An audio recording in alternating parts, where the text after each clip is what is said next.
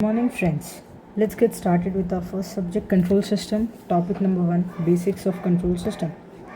So the things which we'll be covering in this session would be Mason's gain formula, limitations of Mason gain formula and the formula and some examples of it. Then we'll also look into DC gain, dominant pole concept. We'll also see some examples of this. We'll see things to take care.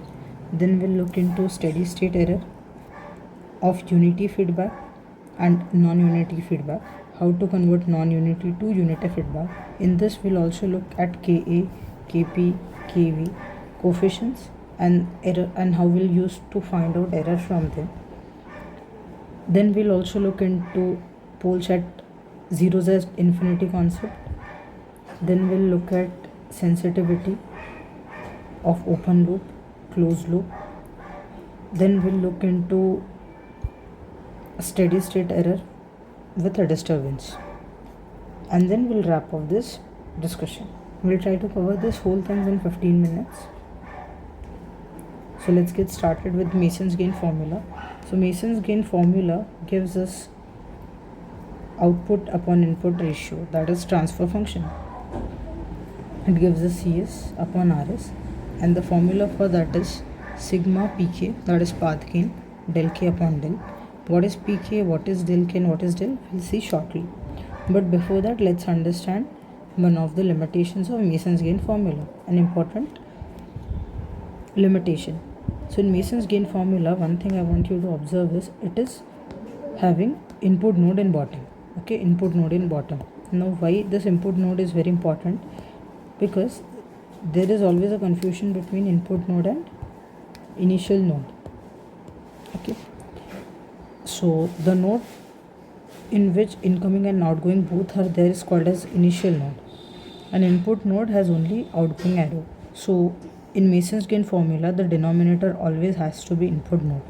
Only one outgoing arrow should be there from the input node. Okay, so the question is, if the question is like this, okay, if in exam you get question like this wherein you have initial node, then is how will you find out the transfer function is the question. So still now we can use Mason's gain formula, but how we'll be using it is the tricky part. One thing I told you was we can have in Mason's gain formula we can have intermediate root upon initial node. So we'll be using this particular property and use it to find out the transfer function in such condition also. What we have done is we have just taken a dummy node like this, and then we are doing output upon dummy node, that is an input node, and intermediate node upon the dummy node. Okay, and then if we take ratio of 1 and 2, we'll get C upon R. Fine. Now let's come to the much awaited formula, Mason's gain formula, which I've already told that it is summation of del pk upon del k, wherein del pk summation of that can be extended as p1 del 1 plus p2 del 2 and so on, pn del n upon del. Okay, del is number of forward paths. So p is the path gain. So p1 would be first forward path gain, p2 would be second forward path gain, and so on. And what about del? So del is the del in denominator is 1 minus sum of all loops plus sum of 2 non-touching loops minus sum of 3 non-touching loops. So you can see the signs are alternating.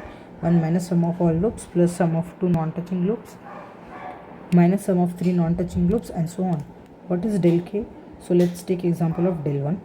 Del 1, it depends upon forward path. So it would be 1 minus same sum of all loops which are not touching path 1, okay, plus sum of 2 non-touching loops, and also it should not touch path 1. Okay, we'll see through example what we exactly mean by this. Okay, now let's see the example here. So first thing is we need to identify the forward path which goes from input to output. So input to output is this path. Okay, that is, and we have given intermediate nodes also. So it is 1 2 3 4 5 6. Okay, C upon R. Sorry. The question asked is calculate C upon R. So let's first identify what is output and what is input. So this is output, this is input. Okay, so the path is 1 2 and 6. 1 2 and 6. Okay, and path gain is 1 into 1, that is 1. Okay, then let's identify all the loops present. Loop number 1, loop number 2, loop number 1, loop number 2, and loop number 3. Okay, so loop number 1 is 2 3,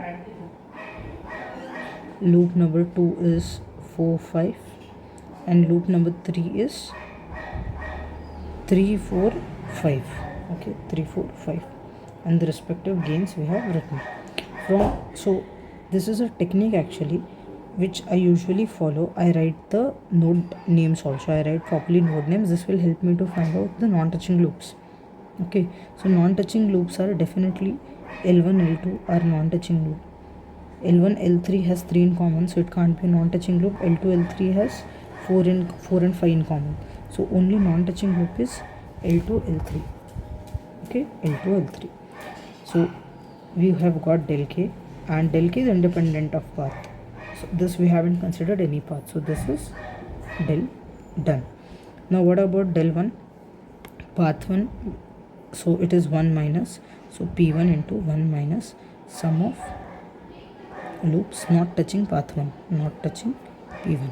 Okay, so sum of loops not touching p1, so p1 has 1 2 and 3, so it can't be L1.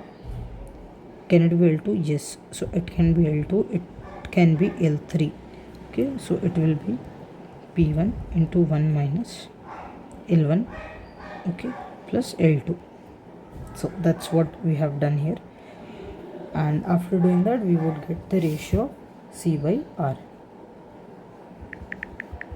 Okay, now there are some special cases, so I'll request you to pause it to go through them once, because these are frequently occurring cases. Better have them in mind, because in exams there are chances you miss out either of the loop. So you can pause and you can quickly go through all these 5 cases.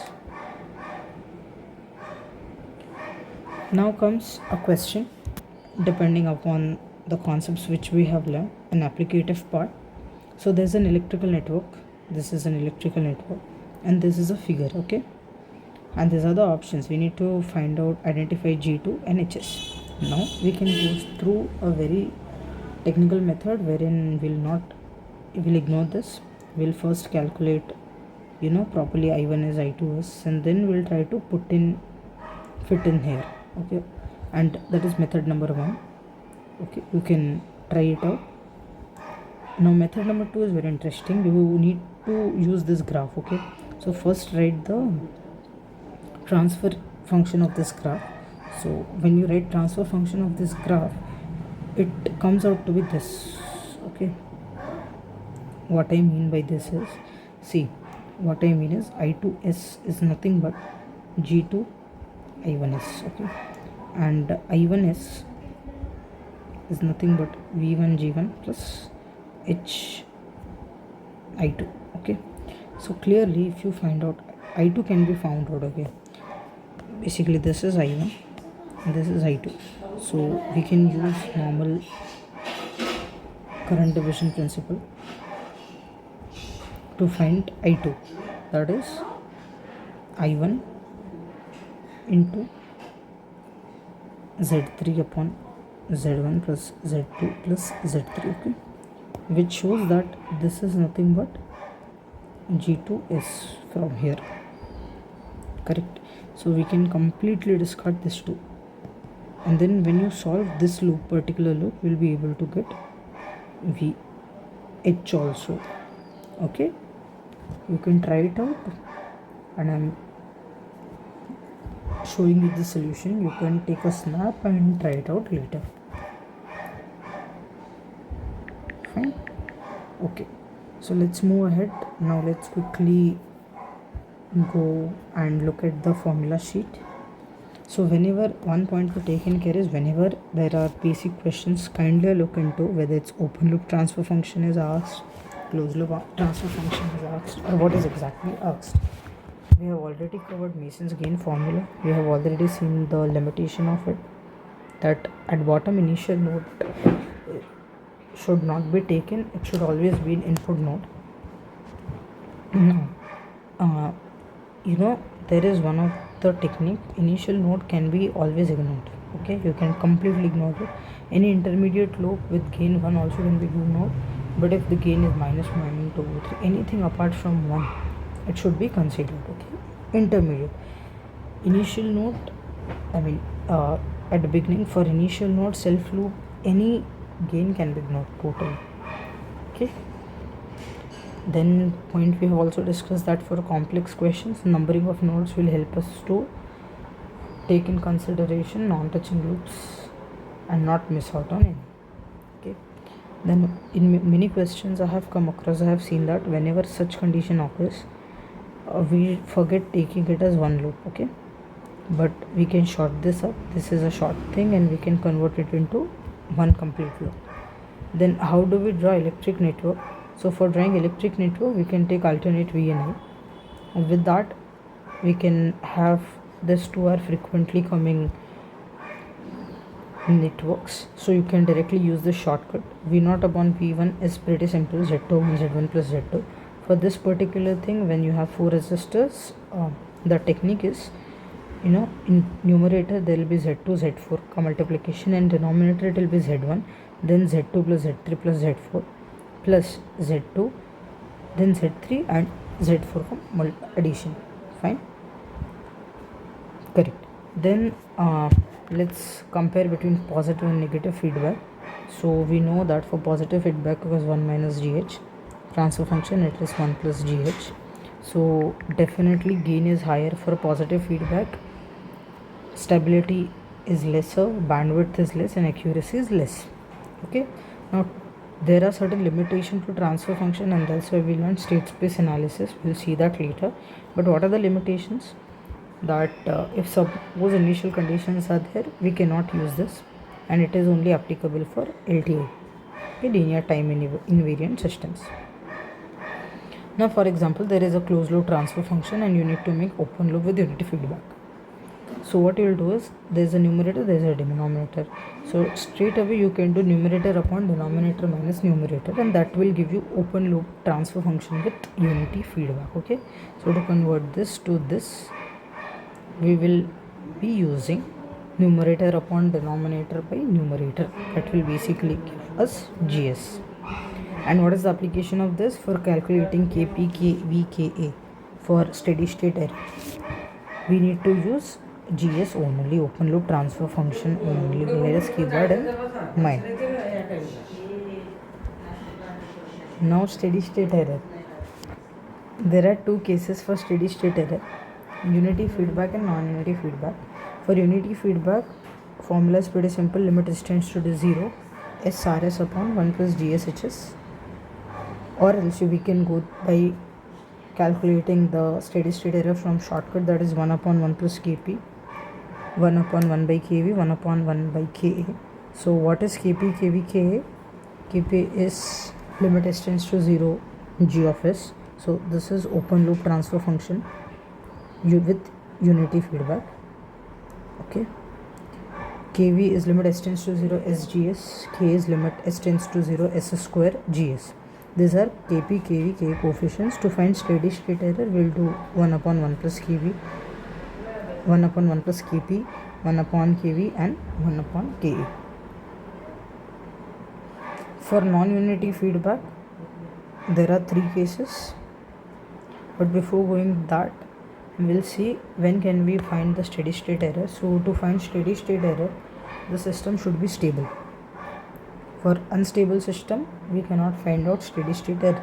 No final value exists for unstable system.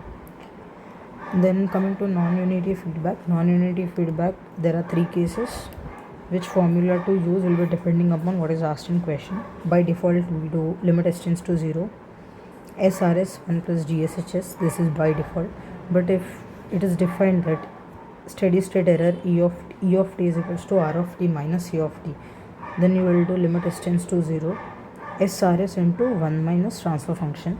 If it is given a reference minus E of t, then we'll do steady state error equals to limit s tends to 0 SRS upon k of h into 1 minus k of h into transfer function. What is k of h?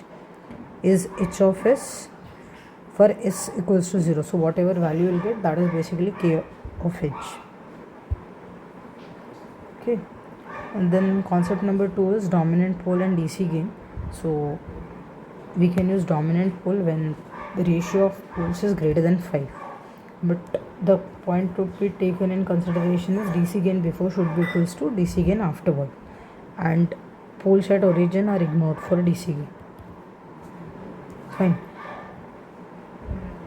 Then another concept is steady state error. As I told, steady state error can be only be discovered when we have a stable or bounded system. For unstable system, there is no steady state error, no final value. So let's see the stable. If the system is stable, unstable or margin is stable, in all the cases initial values can be found out, but final value can be found out only for the stable system. And there are some important Laplace transforms. T की power n is in factorial upon s की power n plus 1. F dash t is sfs minus f of 0. F double dash t is s square f of s minus s f of 0 minus f dash of 0. Integration f of t is sfs, and transportation delay t of s is, transfer function is equal to e की power minus s td, where td is the transportation delay factor. So transfer function is e की power minus s td. Now let's see two problems. So suppose transfer function is given and you are asked to find out updated transfer function using dominant pole. So clearly here P1 by P2 is greater than or equal to 5, which is exactly 5. So once we approximate it, it will be k upon s plus 6. But one thing is, this k will get by equating the DC gain before and after. So DC gain before was k by 6. DC gain before was this 4 upon 30 into 6, and later it is k by 6. We'll equate and we'll find out k and we'll put that k here. Then problems on DC gain. So again, DC gain before should be DC gain afterwards. Just to find out DC gain, we'll ignore the poles at origin. Okay, open loop DC gain. So open loop DC gain, see properly, we have habit of directly finding out the DC gain of given transfer function, but here it is as open loop function, open loop DC gain with unity feedback, and closed loop transfer function is given. So we'll convert this into open loop transfer function unity gain by formula numerator upon denominator minus numerator, s minus 4. So s plus 4 s square 6s minus 1, and now we'll find out the DC gain.